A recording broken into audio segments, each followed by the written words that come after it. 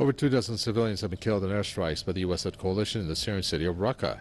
7 children are reportedly among the dead. The U.S.-led air raids targeted a densely populated area in the Daesh-held city. This is the second mass killing of civilians by such attacks in Raqqah in as many weeks. 29 people died in similar bombardments in the city on August 9. The U.S.-led coalition is conducting air attacks in support of offensives by Arab and Kurdish fighters known as the Syrian Democratic Forces, who are advancing toward the de facto capital of Daesh in Syria. The coalition says that its air raids have killed at least 600 civilians in Iraq and Syria since June 2014. The figure is, however, far lower than the death toll documented by independent groups. Political analyst Catherine Shagdam says the United States manipulates numbers to get away with its war crimes in countries like Syria.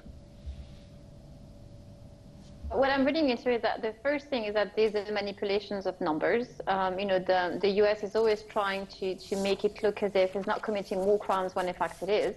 And the second thing is that it simply doesn't care.